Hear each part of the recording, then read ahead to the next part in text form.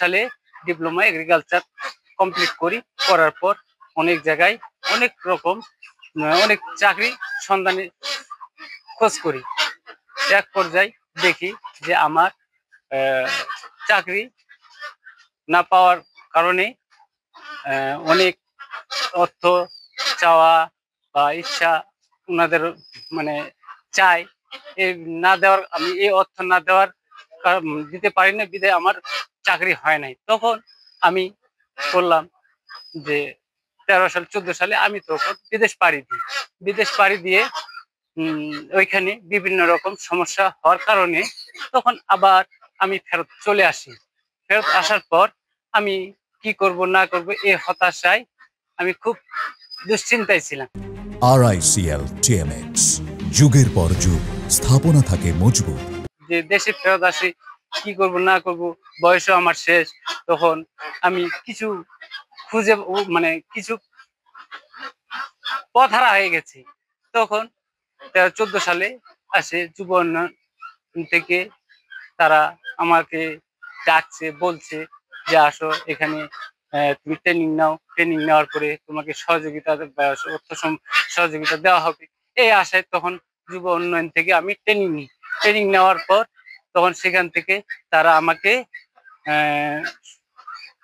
অর্থ দেয়। অর্থ দেওয়ার পর তখন শুধু খালি মাছ চাষ করতাম। অর্থ নেওয়ার পর তো এই পাশাপাশি করার পর 2-4 বছর পর যখন চললো, তখন আমি এই পুকুরের সাথে আরো বাড়তি কি করা যায়, এই বাড়তিটা তখন আমি ইউটিউবে দেখি যে এই হাঁস অনেকে চাষবাস করে স্বাবলম্বী হয়। তখন আমিও মনে মনে স্থির করলাম বা দেখি আমিও পারি কিনা। তো আমি তখন এই খামারটা যখন স্থাপন করার পর তখন এই হাঁস আমি নিয়ে আসার পর এই হাঁস আমার নিয়ে আসছিলাম 600 বাচ্চা। তার মধ্যে 50টা আমার মানে নতুন অবস্থায় আমার 50টা নষ্ট হয়ে গেছে। এখন বর্তমানে আমার খামারে হাঁস আছে 550। একটা হাঁসের বাচ্চা যখন আমি কিনি তখন এই হাঁসের বাচ্চার দাম ছিল 110 টাকা। আর আমার এই পর্যন্ত এই হাঁস মানে আমার ঘরে ঢোকা অবধি থেকে এই পর্যন্ত আমার একটা হাঁসের প্রতি 300 টাকা খরচ। 300 আর আপনার ওইদিকে 400, 110, এই মিলে আমার 410 টাকা খরচ। আর একটা হাঁসের ওজন 3 থেকে 4 কেজি। এখন আমি একটা হাঁসের মূল্য মানে প্রতি কেজি আপনার 250 টাকা। আর একটা হাঁসের ওজন 3 কেজি থেকে 4 কেজি। এখন আমার হাঁস আছে বর্তমানে 3 কেজি করে। এখন 3 কেজি করে হাঁস আপনার 250 টাকা করে হলে আপনার 750 টাকা দাম লাগে। তো এর মধ্যে অনেকে নষ্ট হয়েছে। এইভাবে আমার A to Z খরচ হয়েছে 3,10,000। 3,10,000। এখন আমি আনুমানিক হিসাব করে দেখলাম যে এই হাঁস বিক্রি করে আমার এই 47 দিনে 4 লক্ষ টাকা বিক্রি হবে।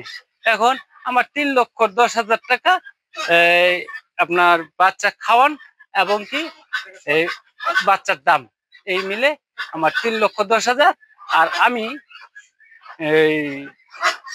এই আবাদ বাবদ মিলে আরো 10,000 যোগ দিলেই ওষুধ, এই আবাদ বাবদ যোগ 10,000 যোগ দিলে 3,20,000। আর আমার এর থেকে আমি আশা করি যে আমি এখান থেকে 70 থেকে 80,000 টাকা পাবো। হ্যাঁ, এই থেকে আমি মনে করি যে আমার বেকারত্বটা, আমি যে এতদিনেই যে বেকারত্ব ছিলাম বা হতাশায় ছিলাম, আমি এখন এই যে বেনিফিটটার আশায় আছি। এই আশায় যদি আমি পেয়ে থাকি তাহলে আমি মনে করব যে এখন আমি সফল হয়েছি।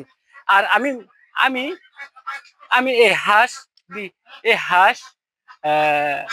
80,000 টাকা একটা আমার মাসিক আয় পড়তেছে প্রায় 40 থেকে 50,000-এর মতন। তাহলে আমি 50,000 টাকা বিদেশ না থাকে, আমি দেশে থেকে সুন্দর একটা বেনিফিট পাচ্ছি।